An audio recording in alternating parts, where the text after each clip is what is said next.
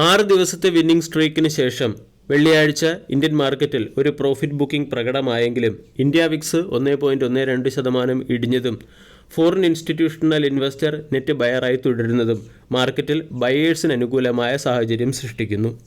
Foreign portfolio investor വെള്ളിയാഴ്ച 621 കോടി രൂപയുടെ ബയിങ് നടത്തിയപ്പോൾ ഡൊമസ്റ്റിക് ഇൻസ്റ്റിറ്റ്യൂഷണൽ ഇൻവെസ്റ്റർ 173 കോടി രൂപയുടെ ബയിങ് ആണ് നടത്തിയത്.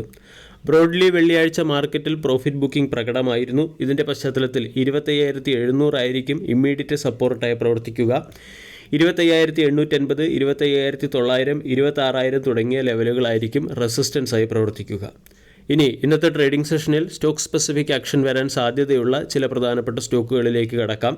ഇന്ന് Adani energy solution, Canara HSBC life insurance company, Indus tower, IOCL, JK tyre, K fintech, Mazagon dock ship builder, supreme industries തുടങ്ങിയ കമ്പനികളുടെ ക്വാർട്ടർലി റിസൾട്ട് പുറത്തുവരുന്നതുകൊണ്ട് ഈ സ്റ്റോക്കുകളെ ഫോക്കസ് ചെയ്യാവുന്നതാണ്. കൂടാതെ കഴിഞ്ഞ ദിവസം ക്വാർട്ടർലി റിസൾട്ട് പുറത്തുവിട്ട ചില സ്റ്റോക്കുകളുടെ ക്വാർട്ടർലി റിസൾട്ടിന് മുകളിലുള്ള മാർക്കറ്റ് റിയാക്ഷനും ഇന്ന് പ്രതീക്ഷിക്കാം. അങ്ങനെ നമ്മൾക്ക് IT സെക്ടറിലെ കോഫോർജ് എന്ന സ്റ്റോക്കിനെ ഫോക്കസ് ചെയ്യാവുന്നതാണ്. കോഫോർജിൻ്റെ റവന്യൂ 8.1% വർദ്ധിച്ച് 3,689 കോടിയിൽ നിന്നും 3,986 കോടിയിലേക്ക് ക്വാർട്ടർ ടു ക്വാർട്ടർ ഉയർന്നു കഴിഞ്ഞു. എബിറ്റ 34% വർദ്ധിച്ച് 418 കോടിയിൽ നിന്നും 561 കോടിയിലേക്ക് എത്തുകയും എബിറ്റ മാർജിൻ 11% നിന്നും 14% ഇംപ്രൂവ് ആവുകയും നെറ്റ് പ്രോഫിറ്റ് 317 കോടിയിൽ നിന്നും 376 കോടിയിലേക്ക് ഇംപ്രൂവ് ആവുകയും ചെയ്തു. ഡോക്ടർ റെഡ്ഡീസ് ലാബോറട്ടറീസിൻ്റെ ക്വാർട്ടർലി റിസൾട്ടിൽ ഇയർ ഓൺ ഇയറിൽ കമ്പനിയുടെ റവന്യൂ 9.8% വർദ്ധിച്ച് 838 കോടിയിൽ നിന്നും 8,228 കോടിയിലേക്ക് എത്തി. നെറ്റ് പ്രോഫിറ്റ് 7% വർദ്ധിച്ച് 1,286 നിന്നും 1,347 എത്തുകയും മാർജിൻ 25% നിന്നും 22% ഡ്രോപ്പ് ആവുകയും ചെയ്തിട്ടുണ്ട്. എബിറ്റയിലും 3.2% ഇടിവ് വന്നു. സുപ്രീം പെട്രോ കെമിക്കലിൻ്റെ ക്വാർട്ടർലി റിസൾട്ടും അത്ര മികച്ചതല്ല. കമ്പനിയുടെ നെറ്റ് പ്രോഫിറ്റ് 46% ഇടിഞ്ഞ് പ്രോഫിറ്റ് 90 കോടിയിൽ നിന്നും 48 കോടിയിലേക്ക് എത്തി. മാർജിൻ 8.3% നിന്നും 7% ഇടിഞ്ഞപ്പോൾ എബിറ്റ 38% ഇടിഞ്ഞ് 125 കോടിയിൽ നിന്നും 77 കോടിയിലേക്ക് എത്തുകയും റവന്യൂ 26% ഇടിഞ്ഞ് 1,506 കോടിയിൽ നിന്നും 1,100 കോടിയിലേക്ക് എത്തുകയും ചെയ്തു. ലേറ്റന്റ് റിവ്യൂ എന്ന IT കമ്പനിയുടെ ക്വാർട്ടർ ടു ക്വാർട്ടറിലും പെർഫോമൻസിൽ കമ്പനിയുടെ നെറ്റ് പ്രോഫിറ്റ് 12% ഇടിഞ്ഞു. 50 കോടിയിൽ നിന്ന് 44 കോടിയിലേക്കാണ് നെറ്റ് പ്രോഫിറ്റ് ഇടിഞ്ഞിരിക്കുന്നത്. മാർജിൻ 12% വർദ്ധിക്കുകയും റവന്യൂ 9% വർദ്ധിക്കുകയും ചെയ്തു.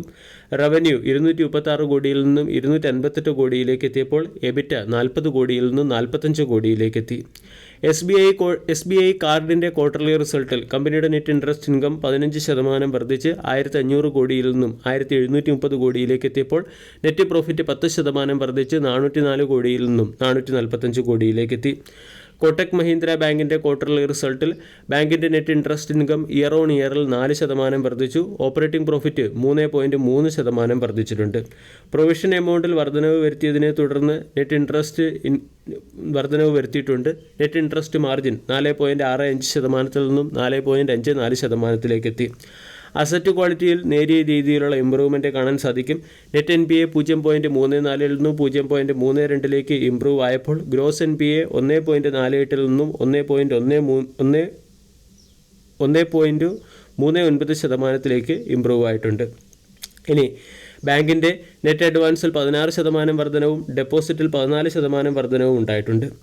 കൂടാതെ ശേഷസായി പേപ്പറിൻ്റെ ക്വാർട്ടർലി റിസൾട്ടിൽ കമ്പനിയുടെ റവന്യൂ 13%, എബിറ്റ 14%, പ്രോഫിറ്റ് 21% ഇടിഞ്ഞിട്ടുണ്ട്. നെറ്റ് പ്രോഫിറ്റ് 28 കോടിയിൽ നിന്നും 22 കോടിയിലേക്ക് ചുരുങ്ങി. മറ്റ് ചില പ്രധാനപ്പെട്ട സ്റ്റോക്കുകളിൽ വന്ന ലേറ്റസ്റ്റ് അപ്ഡേറ്റിലേക്ക് കടക്കാം. ഒന്നാമത്തേത് ക്രോംപ്ടൺ ഗ്രേവ്സിന് ആന്ധ്രാപ്രദേശിൽ 40,000 ഹൗസുകളിൽ solar rooftop system setup ചെയ്യുന്നതിന് 445 കോടി രൂപയുടെ ഓർഡർ ലഭിച്ചിട്ടുണ്ട്.